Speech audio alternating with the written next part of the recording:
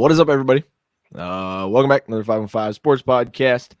Myself, Brock Bierman, another exciting week, you could say, in college hoops. Both men's and women's hoops delivered, I would say, this week. Oh yeah. And we haven't even got into some of the bigger tournaments, and there's still a lot of hoops left. But as of right now, I would say March has delivered so far. Oh, in many different ways that maybe we didn't expect heading into this past weekend. It was electric, a lot of great games. I first want to give a shout out to Stetson University, I think it is. Yeah, baby. That program's been in D1 for 53 years, and they just punched their ticket to their first ever NCAA tournament in Division I history for their program. So proving that March Madness sometimes it takes a while for someone to get there, but once you get there, it's a feeling like no other. Yeah, it's the end goal for a lot of those teams, right? Like, is Stetson going to win NCAA tournament? Probably not, but I mean, you never know. But probably not, right? So, you finally achieved that goal. I think it's a big thing for them, obviously. But yeah, shout out them. Finally, like you said, after a long, long time, they have made it to the big dance. About time for them, which actually shocked me because I even knew who Stetson was, and I was like, oh, they just made their first ever tournament. I'm not sure why it took so long, but again, it shows you how difficult those one bid leagues are for certain teams to even get close to punching their ticket, let alone punching their ticket to the NCAA tournament. And I mean, I want to get right into this conversation. Arch Madness, first of all, delivered. A lot of great games, a lot of upsets. I mean, even certain upsets led to coaching position changes. Southern Illinois let go of their coach after losing the UIC, and then UIC let go of their coach after they lost. And Missouri State did too. So it's just craziness. Yeah, it's just three coaches. And it was chalk until the championship round. For the most part, there were some upsets, but the championship game is exactly what everybody wanted. Everybody wanted Indiana State versus Drake, if we're being honest. Maybe the people in the 5-on-5 may have wanted to see Drake and Northern Iowa play. But talent-wise and how the Valley has panned out this year, Indiana State and Drake was the marquee matchup that everybody wanted to see. And last night or yesterday afternoon proved why people wanted to see it. It was an unbelievable game. Drake had a big lead. Indiana State fought all the way back, even retook the lead at one point, but Drake was able to pull away and punch their ticket to the NCAA tournament. What was your thoughts on this game? An amazing game from Tucker DeVries and company, back-to-back conference tourney champs. What are your thoughts on both the game itself and the Drake Bulldogs? I mean, I think it shows you how hard basketball really is, right? I think in the grand scheme of things, you get down however many Indiana State got down. It was a lot, and they end up coming all the way back. They tie the game, even take the lead, like you said, and then it just kind of the wheels fell off a little bit. Drake kind of got hot again, and Enright hit a couple big shots. Like that just kind of is how tough basketball is. But on the same note, you have like ETSU last night, East Tennessee State. We're down so many points. I think 20 maybe with 14 left, and they came all the way back and beat Chattanooga. So, like, there's games where you can get all the way back, but then it's almost like the game restarts in a way. Like, you've got all the way back, but now you have to somehow take the lead and maintain that lead. And that's the hard part, right? So I think Drake did a good job. I wouldn't say weathering the storm because they did let him all the way back in, but, I think it shows a little bit what that Drake team is made of, where yes, they don't have some of the dudes. They don't have Penn. Like, they don't have some of the dudes they had last year, of course. But they went last year with some of the same guys, Tucker, Enright, even Brody. Like, they have guys that went last year to the tournament and played. And they have that experience now that I think will bode well for them this year in the big dance. Now, will they win a game? I don't know. We're going to have to see the bracket. But I think having that year of experience last year will definitely help them this year coming up. Dude, Tucker DeVries is a freaking dog. Dude just fills out the stat sheet, and you're going to expect that from Drake every night.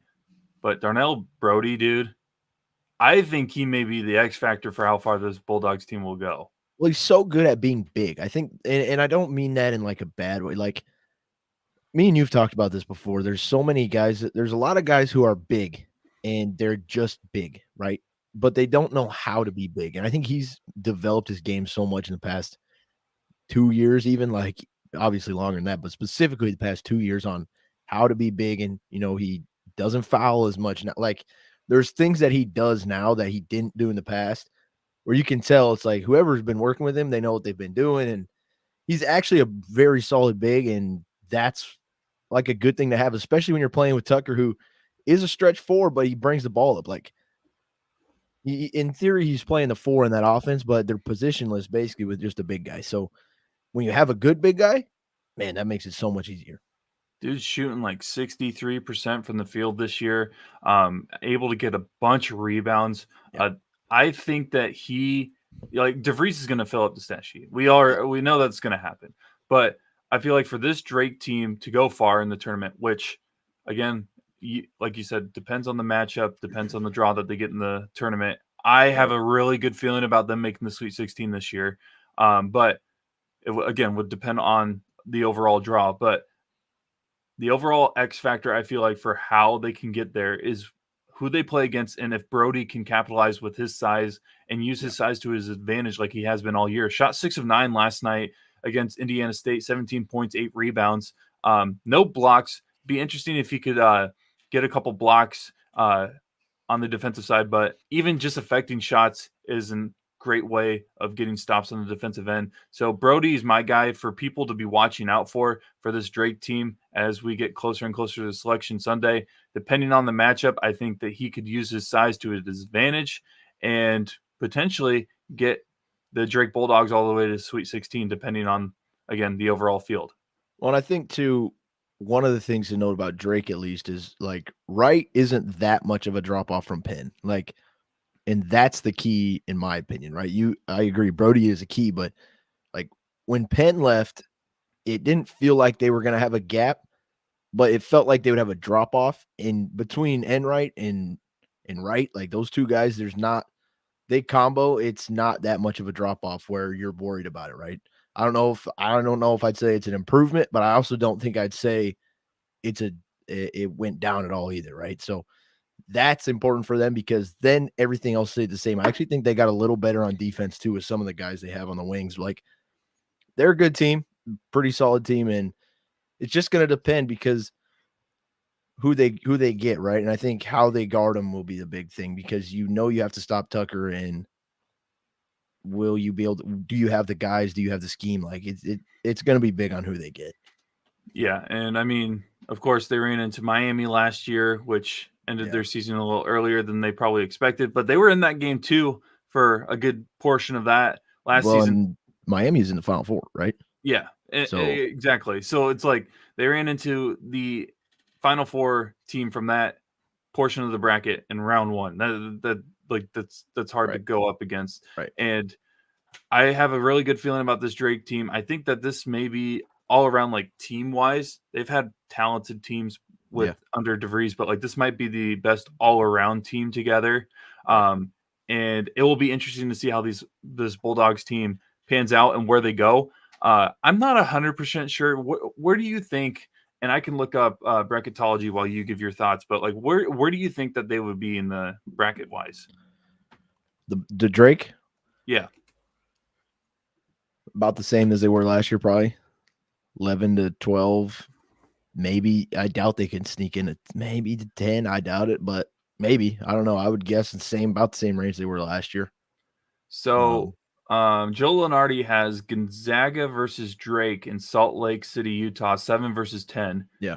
And that I would say maybe a 10. Like they can sneak in a 10. And you know what? That's a tough draw for them, honestly. If they get Gonzaga, it doesn't matter how down Gonzaga is for a team because it's still Gonzaga. I know they've never won the national championship, but they are still a developed basketball program where they can make deep runs into the tournament. Well, and even Gonzaga, right? So we talk about Brody. Here's my favorite random Gonzaga fact that I know. Who was the last Gonzaga person to score 7 straight 20-point games. It was Graham Ike this year from Gonzaga. Who was the last person to do it from Gonzaga before him? 7 straight 20-point games. I would guess Drew Timme, because isn't he like the all-time leading scorer? Right? You would think. Oh, Wrong. who is it? Freaking Adam Morrison. Kispert didn't do it. My Suggs never did it. all those Timmy players never did it. Never did it. 7 straight 20-point games. And so it's like, I don't know what that really says about anything, but I saw that. I just feel like it's such a random fact of like all those guys that Gonzaga has had that never did that, right? And Ike did it this year. So honestly, that would be an interesting matchup for your theory of Brody being the X factor, because that would be 2 big guys going at it, like actually big guys going at it. Ooh, maybe I do want to see this matchup, because it would be a good matchup, but me wanting Drake to actually have a run to the Sweet 16, this is a rough really matchup. Good game. It would be a really good game. But it could really put Drake on the map for being the future of the Valley. Again, they've won back-to-back Missouri Valley titles, so that's a good sign for their future. And they've probably been the most consistent team in the last 4 or 5 years. In the Valley, really, because everybody else has been up and down. Heck, Indiana State was looking for their first conference tournament championship since Larry Bird. So crazy like that. That could be a draw that the team may want, because they want to be able to show people that they are here and they're a legit program. Sticking on Indiana State, because we just mentioned them, the Valley normally, and rightfully so normally, is a one big league. Yeah. I texted a couple people, and maybe I texted you this.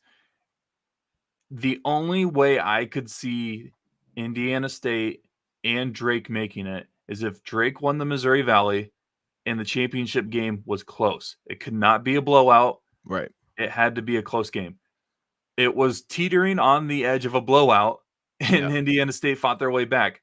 So do you think Indiana State, one, deserves a position in the NCAA tournament, and 2, do you think they will actually get the call? First off, Indiana State Shirts, that dude can coach. That's a real good coach. Like, they got something going over there. That's a pretty solid foundation. Now, will he end up leaving? I don't know. But if they keep him, that dude can coach. Do I think they deserve to be in?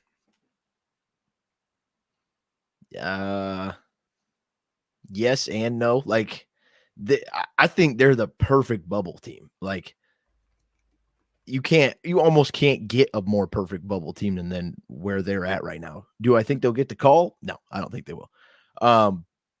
But I can't decide if I think they deserve it or not, because they're such a perfect bubble team. Like, when you're talking last 4 in, first 4 out, like, that is the perfect scenario, right? And like you said, for a 2-bid Valley, the perfect thing happened yesterday. Yeah, and I mean, looking at their net rating, it looks like they have only won 1 quad 1 win out of their 5 opportunities, and they have a quad 4 loss. So that's not a good sign.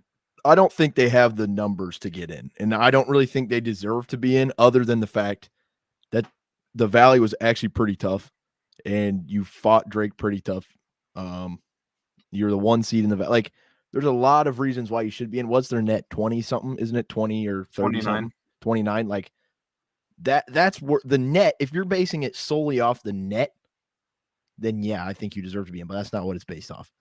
And you can't have those losses in the quad 4 and basically nothing in the quad 1. Now, are you getting punished for not being in a Power 5 league? Yeah. Are you getting punished for not playing as many quad 1 game opportunities as other teams do? Yeah. But that's just kind of how it rolls, right? Now, if Villanova gets in, I think there's an argument of, like, what are we doing? Oh my gosh, Villanova does not deserve to be in. That's a different debate. Like, if you're just putting Villanova versus Indiana State against each other, completely different debate. But Indiana State in general, I don't really think so. So Yeah, it's unfortunate. I will say, if people are you going to use this as a reason to expand the tournament? No, the tournament Please should don't. not be expanded. If they The only expand this thing tournament, go ahead. the only thing I would even listen to for expansion of tournament, like, even listen to, is if you did, like, a play-in type thing for instead of 4 teams, you did, like, 18 play-in type thing. That would be the only thing I would even listen to. Otherwise, don't freaking expand it. Yes, because it is honestly it's perfect where it is right now. So good. Maybe the 8-team play-in may be great for like the Valley Right, right. or other one bid That's where I leagues could that see are yeah. That's where I could see the value, right? And that's what I would listen to about it, but I would not be, "Oh, let's make it 78." Like, I don't need that. yeah, Ruins it. no. It would ruin March Madness for sure, or at least devalue it a little bit because then Yeah. teams like Villanova and other teams who are known for having deep runs in the tournament who are having a down year to get an opportunity to play in the tournament when, let's be honest, they probably don't deserve it. Right, and it would take in theory, it would add more teams, but it'd take away some of the value of Yep. those teams, right? And that's what makes March Madness so awesome is the value that every game, everything has. Yeah, and I mean, some of these games, if we did that, like the 1, 2, maybe even 3 seed matchups would be unbearable to watch depending on the Yeah, year. I mean, how many years did we have to go until a 1 seed actually lost to a right, 16 seed? right, And even then, a 2 seed is like once every 3 years kind of thing, depending on the right. tournament. When's the It's last just 2 seed that's lost first last round? Arizona. We don't Yeah, but how many years ago was that? 2? last year. Oh, yeah, you're right, Princeton. I forgot That about that. yeah, we don't talk I about that. forgot that was 15. I forgot it was 15. Yeah, I took. Also, 2 seeds should be safe this year. Thank God Iowa State's a 2 seed. I was waiting for that. But I oh God, okay, real quick. That Arizona's on my list of why Man, do I keep buying into them every year and they just I keep disappointing. I will never forget the Arizona team that had DeAndre Ayton on it, and I think that might have been the highest I have ever been on a team, maybe ever. I Mhm. mean, maybe ever. I thought that team was gonna go so far, so far. No, no. I I will never forget. I convinced someone they were needing helping with their tournament bracket Oh yeah, and that's always the worst.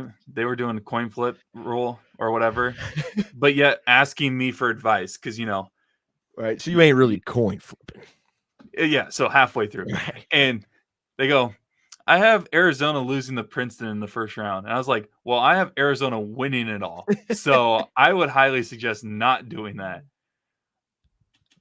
Then the Right. game happened. I actually fell asleep at halftime. I was like, it's a close game. It won't be that bad. I wake up literally, I'm not even joking, literally as the final buzzer sounded. And I'm like, wait, why is everybody like, oh my gosh. Oh You no. know who was the first person to send me a text about that game? Yeah, it checks out. So, what Come about to wait, Arizona?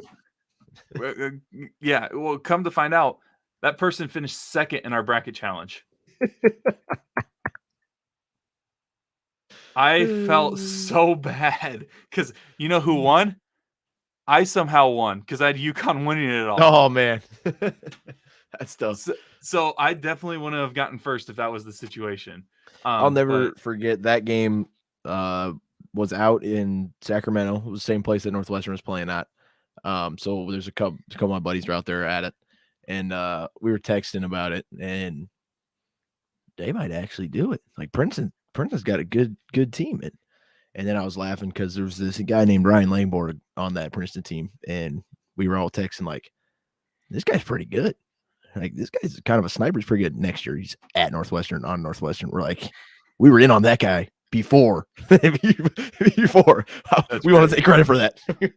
That was great. What is your just because we're on the topic, what is your favorite like March Madness moment? Whether it's you were in person for or Ever? watching ever. I mean, I think Gordon Hayward shot.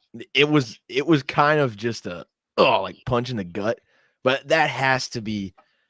I wish I would have seen Leitner. Like I wish I would have seen some of that stuff that happened then, but like that I've seen that Gordon Hayward shot, man.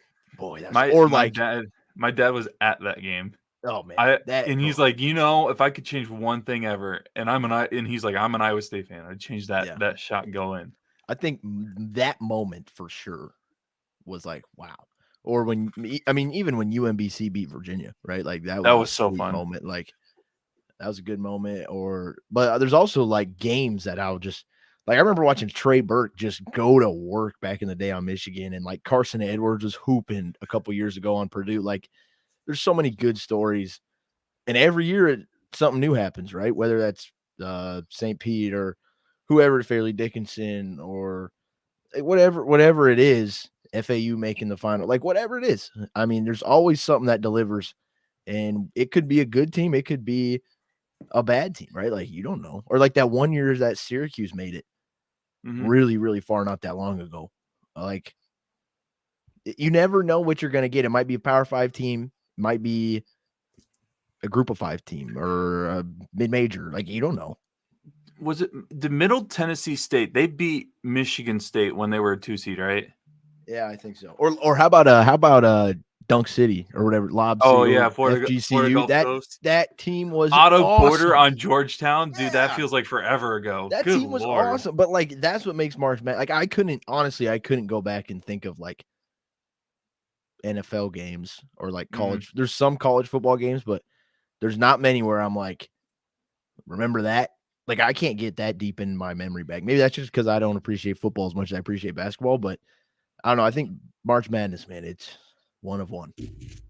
Let's go, Yeah, baby. yeah. We got this That Florida too, illustrated. that too. And I laughed because I think he's coaching at Colorado State now. Yep. Um, Dude, someday he'll be a good head coach. I yeah, guarantee it. agree. And it's just Him and funny, like Tuttle. yep. Dude, I was watching Tuttle on that that dude's got plays on plays on plays on the whiteboard, man. Dude, Tuttle, I think Ben Jacobson could develop himself as a good I mean, Successor. granted, I don't think Farouk Manesh would be considered part of the coaching tree because he played for him and then it coached with Right. him. But like he could develop because there's some players on his roster that are Yeah. coaching now and they're good coaches. Yeah, because you learn like I think mid-majors, smaller schools, you have to learn so much to obviously there's not any coaches, there's rarely any coach that don't know anything, right? That's just not a thing. But you have to learn a lot more because it's harder per se. Now I think there's Power 5 jobs that are easy. I think there's Power 5 jobs that are hard. No job is easy. But there's easier jobs and there's things that you have to deal like I would bet at Texas you have to deal a lot more with boosters and all Yep. that stuff than you do. Like, if you want to talk football, I think that's why Chip Kelly left UCLA, right? Because he didn't want to deal with that anymore. And so there's a lot, it's different at those higher up, but those mid-major guys, those guys get to coach a lot of ball and they just get to do a lot of ball a lot of the time. Yeah, I completely agree. And I mean, we'll get back to men's basketball to give our picks for this week's Champs Week or conference tournaments. But of course, we probably need to touch on the absolute battle, literally, that happened down in South Carolina during the SEC championship game between South Carolina and LSU. I mean, it was a good game. I'm not going to lie, a really good game. And it got even, I don't promote fighting or whatever, but it got even more intense as that game got closer and closer as LSU kept chipping away on the lead. Yeah. And then, the altercation between a couple of players and, led by Cardoso of South Carolina, absolutely shoving the crap out of freaking Ram truck. Here we go. Oh, and then had players leaving the bench, had brothers of teammates coming out. By the way, real quick, I know nobody's probably going to talk about this, but you know who handled this whole situation the best? and I want to see if you can guess who I'm talking about. And I was gonna say the security guards, Loki. well, okay, yeah, it's the security guards. But low-key, Angel Reese kind of handled the whole situation the best because you know what she did? She's like, nah, I ain't about to deal with this. I'm gonna just go sit because I know if I get involved, I will be on every newspaper the next day, and I will get thrown out. Blah blah blah. If I just sit here, I won't have to deal with any of it. And I think she gets a bad rap. I really do. I do too. And I've grown to actually enjoy watching her a little more because I feel like the women's game needs players that show this type of energy. And again, a year ago, probably some of the things that I said during the Iowa LSU game, probably regret saying because, I was like, oh, why was she taunting? Oh, that's not classy, all that stuff, But then I opened my eyes and I was like, the NBA does the same exact thing every game. Right. Well, and it's literally Jimmy Butler and Al Horford doing the timeout symbol, all that stuff. Like that's part of the game. And like, I actually kind of enjoy that Angel Reese is kind of taking on that whole idea of being the outspoken one. Right. And does she do some dumb stuff? Yeah, like does she pull some hair? Yeah, Cal Filipowski tries to trip people. Like Grayson Allen was a guy. Like people do dumb stuff. You can't just be, oh, look at this, right? Now, do I think she was grabbing rebounds one-handed against Ole Miss in the semifinal game, and finally somebody from Ole Miss just went and took it from her? Like that to me, you don't necessarily need that in the women's game, but it's kind of good for the game. In honesty, like it really is. Now, before we get into any specific game, shout out women's basketball yesterday. That was a great slate of games. And whoever wrote the script did a great job. Whoever wrote the script, man, it was great from 11 a.m. till about 6 p.m. It was just that's all I watched for 7 straight hours. Like it was so good. Iowa game, Nebraska game delivered. Notre Dame game delivered. Like we had all of these games. LSU, South Carolina delivered. USC, Stanford delivered. Yeah, Juju. Like that. I'm a USC fan, bro. I'm basically a USC women's basketball fan. She's on pace, man. I hope she breaks that record. I'm gonna start doing fight on. I'm gonna start to get like a fight on shirt, just like fight on. I was USC football, bro. Now I'm USC women's basketball. I'm in, dude. So man, all those games delivered too. Like there wasn't really a bad one that happened out of there, and man, it was just great to see. Of course, the Iowa Nebraska game. Nebraska probably should have had the game. Like Nebraska probably should have had it. And best part is, man, we haven't even gone through the Big 12 yet. But the other 4 delivered, right?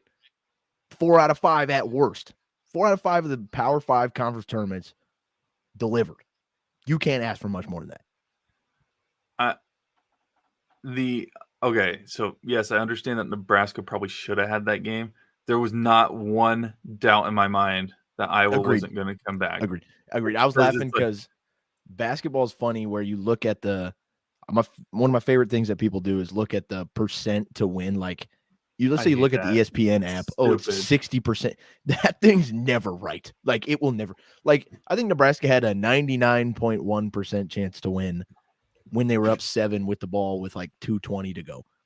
I promise you, if you play that game 100 times, Nebraska's not winning 99 of them. I promise you that. But that's what that stat's saying. That's what it is. Sometimes stats lie. Sometimes stats lie. Stupid. Those are stats that lie.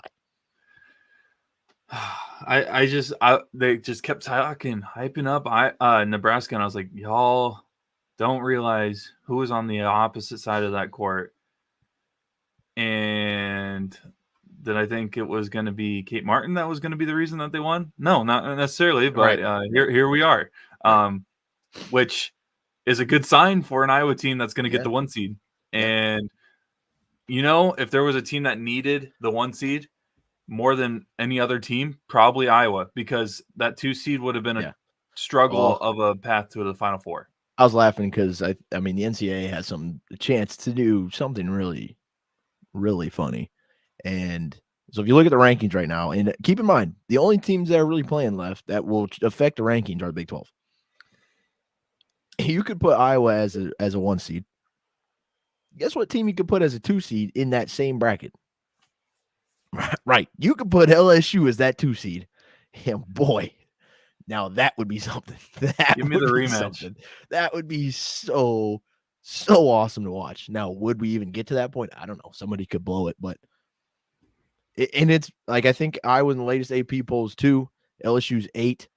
I doubt they put LSU and South Carolina in the same one, and Ohio State would be 7. So if you did it based off that, I would venture to guess that LSU and Ohio State would just get flip flopped.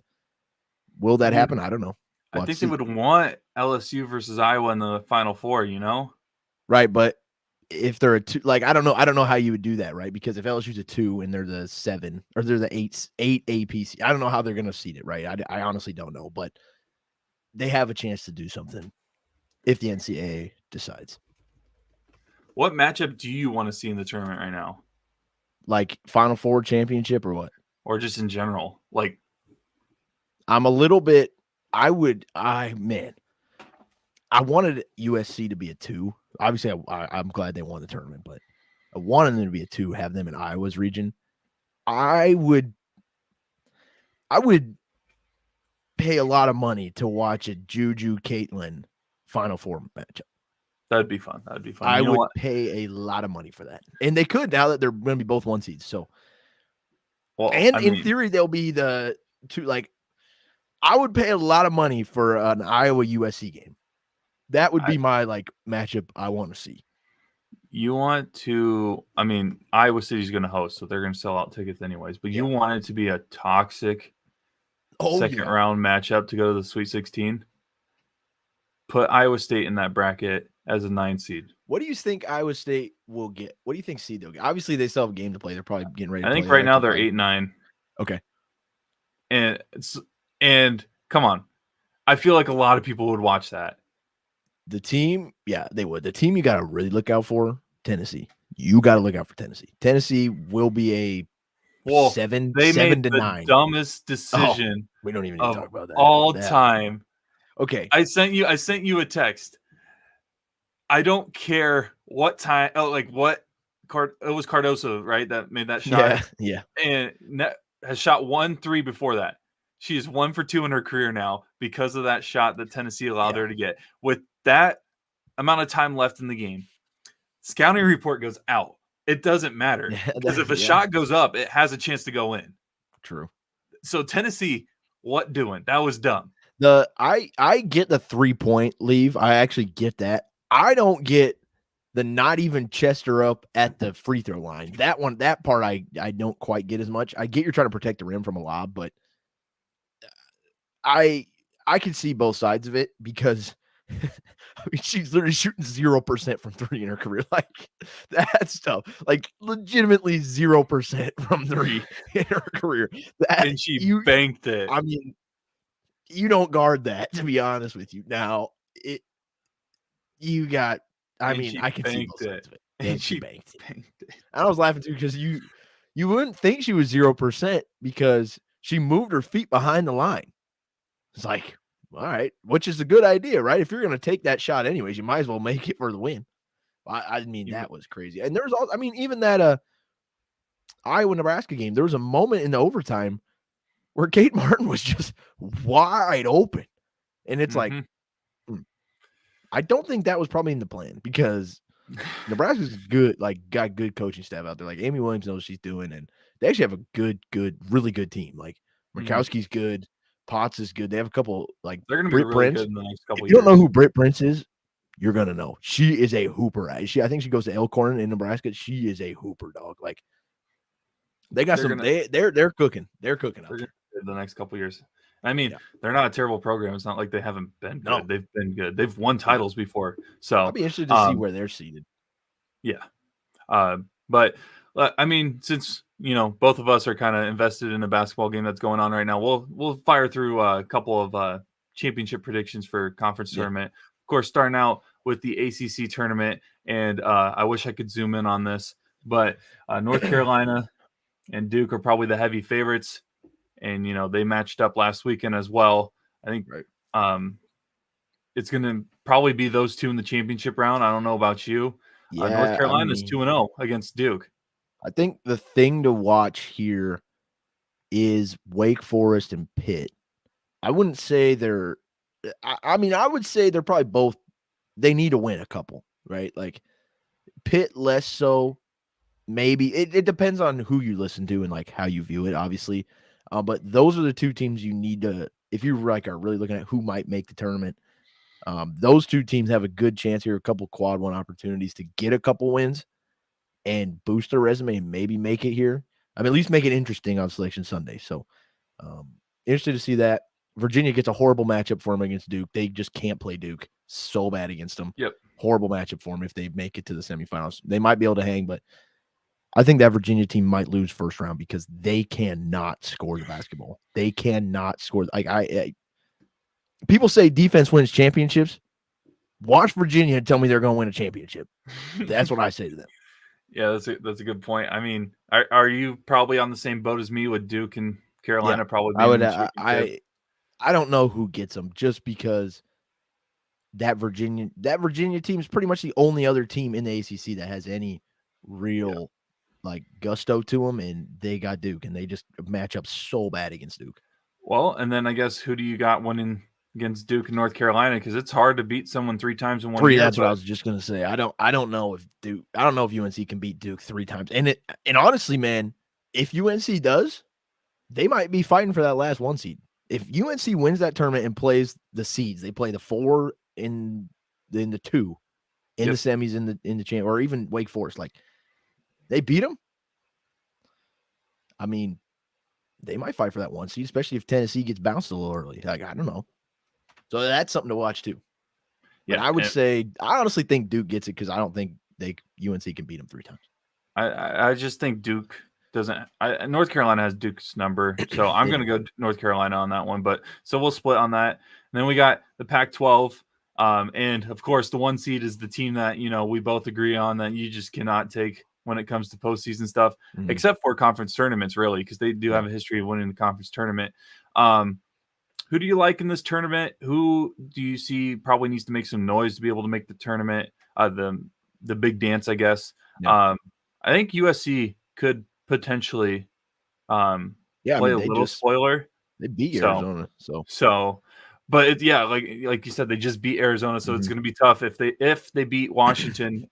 Arizona's going to be really upset. Sorry, I just read the bottom ticker of ESPN2. Kirk Cousins just officially signed with the Atlanta Falcons. Yeah, I figured that much. Well, I'll be doing a podcast with Dawson tomorrow. So dog, you and Dawson are going to be on for a lot. Hours, dude. I mean, there's so much happening right now in the NFL.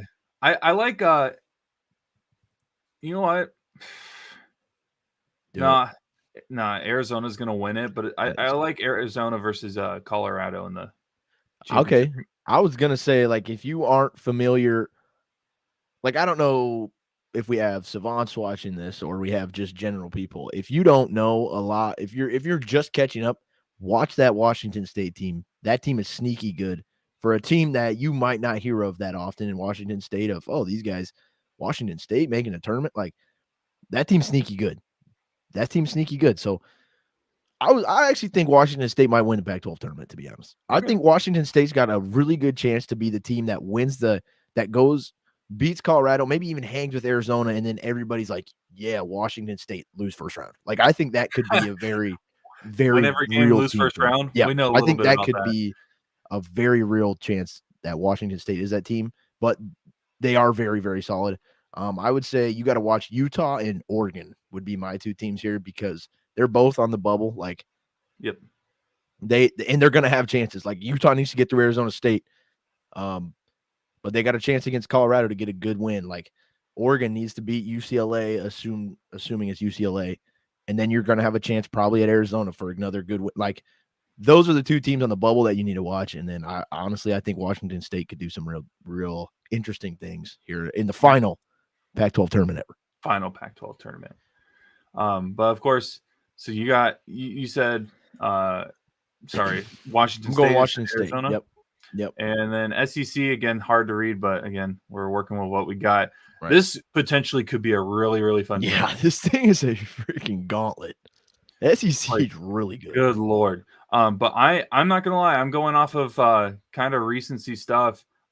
Kentucky's on fire, man. I So, think yeah. Kentucky's gonna win the SEC. I think Kentucky's gonna have a good run in the dance as well. But Kentucky's going round of 32 or Final Four. yes, Yeah, that's what exactly what I was just gonna say. This yeah, team isn't a Sweet 16, Elite Eight exit. It's a early first yeah, weekend exit, or it's a Final Four appearance for yeah, this Kentucky team. yeah. But I'm gonna have them going. I think it'll be probably Kentucky. I could see Auburn beating Tennessee, but Kentucky Tennessee is probably what I want to see. So I'm going to go Kentucky Tennessee and Kentucky beating Tennessee in the championship. How about South Carolina being the 5? Like, that's Ooh, wild to me because, yep, one, they were literally picked last, and they were playing Tennessee this past week. No, Wednesday, or like this past week, for a chance to be number 1. yep, And now they're 5, which just shows you how tight 1, 2, 3, 4, and 5 are. Like, yep. 1, 2, 3, 4, and 5. I won't be shocked if any of them win that. I won't be shocked. Now, South Carolina, because you're the 5, boy, Ooh. your road's tough. But Florida is a sleeper team, I think, in the NCAA tournament. They could do some stuff in the NCAA tournament. Florida's better when they're not on the radar of everybody. Yes, and I don't think they are. Like, I think Florida could be one of those teams that wins twice. Like, I really do. The only thing for them is, I mean, they waxed Bama like last time at home, like last week, just destroyed them. What do I think here? I think Auburn might get Tennessee, to be honest, or Okay. South Carolina might get them, and then Tennessee's fighting for that 1 seed. That's what I think might happen. Now, will it? I don't know, but Tennessee's problem, man, is somebody got to do something besides connect. Like, he had 40 bomb last game against Kentucky, and they still lost because not a soul could score, right? So I would say Auburn could get them, and I actually think Bama might come out of that bottom, even though Kentucky's hot. I think Kentucky might get bounced by Bama. So, well, honestly, this one is probably, I think the SEC has the best conference tournament set up for this year, like how every seed is ranked. Yeah. So you got Auburn and Alabama in the finals. Who you got winning it? I think I'll take Bama. Just see that one. Like I said, this one I really have no clue what's going to happen. Yep.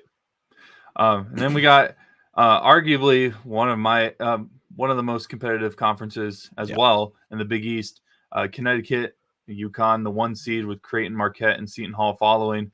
St. John's needs to make some noise to be able to make the tournament. What do you think it's going to have to take for them to be able to win? Because, like, is it just a win against Seton Hall in the first round?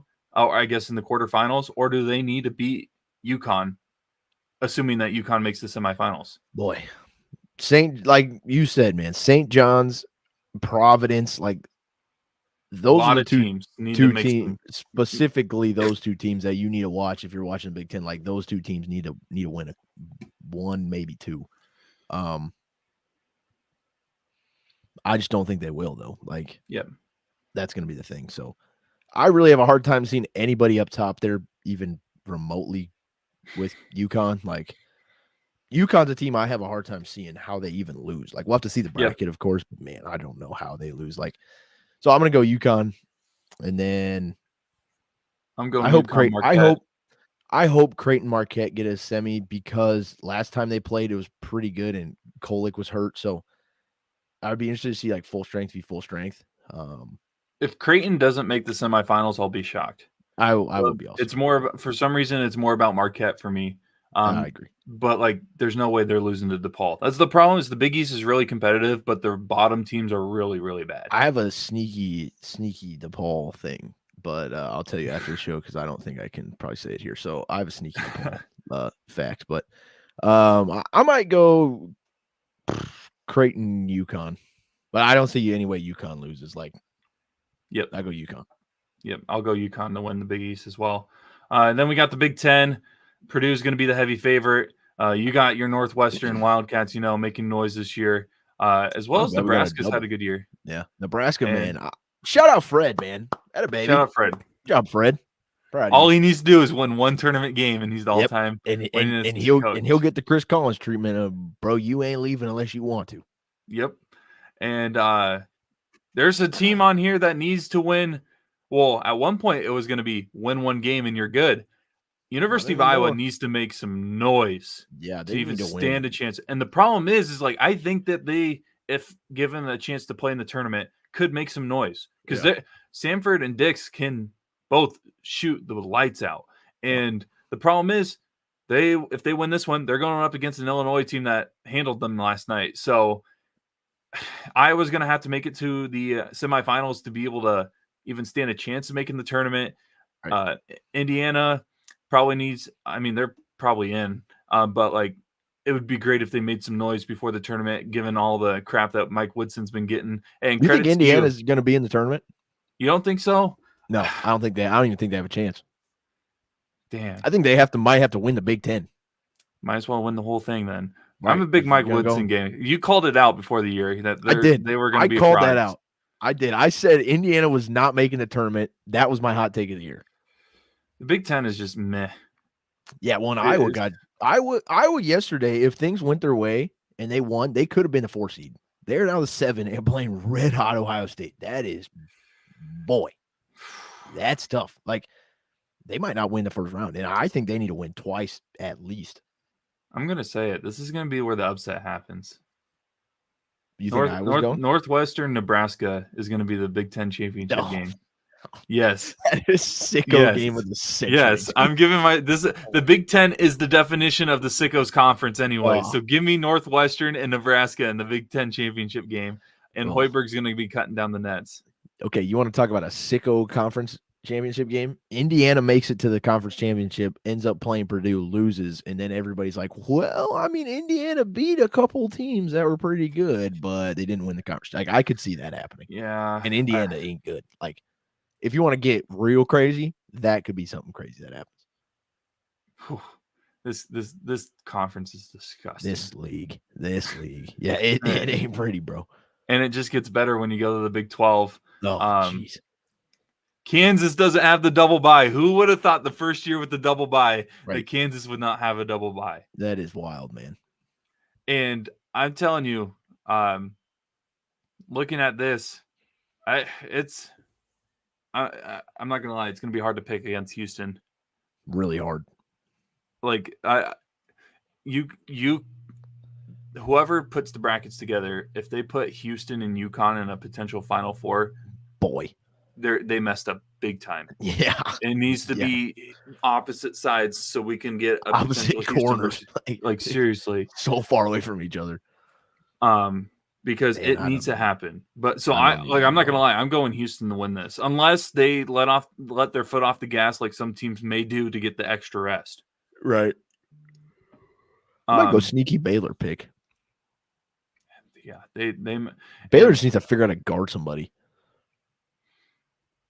which is not something I think I'd ever say about that team. Yeah, that's here we are. That's not something that we're used to seeing with Baylor. I don't even know. This is like, this is so brutal to look like. I don't even know what team. It's just chaos. You just look at this and it's just your brain's getting scrambled as you speak. Okay, hear me out. Okay, I guess I haven't looked. Is Hunter Dickinson like actually? That's a thing, right? So he dislocated his shoulder. I know he had an MRI on it. Like, I don't know. Kansas ain't gonna make it that far in the tourney if they don't have him or McCullers. That's okay. So if let's say hypothetical situation that they're not 100%, 75%, Kansas could make a run in the NCAA tournament. This would be the year that they would, because like no one is like on them whatsoever. Right. And Bill Self, knowing Bill Self, he'll find a way to like move things around. And y'all watch out for Furphy. Okay, I was just gonna say this. I don't know if I get to Furphy height. I really don't know if I can get it. Like, I also don't really get the Reed Shepherd hype. Like, I think Reed Shepherd's a very good player, and Furphy, I think, decent player. But like NBA Reed Shepherd, I don't know if I get the hype.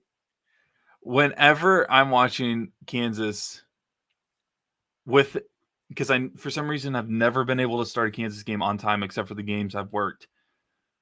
Within the first 30 seconds, Furphy scores. I'm not even joking. It doesn't matter what point in the game. If I change the channel and go back, Furphy scores when I go back.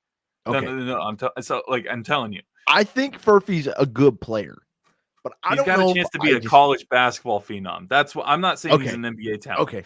All right. I can get with you on that. I'm talking like March Madness, like one of those guys that were like, you remember Yeah. that run All that right. he had? Like Yeah. Yeah. that's what I see I with can him. get behind that. I was more thinking like pro prospects. I No, don't know. okay, I don't know. no. He's too small for me. Okay.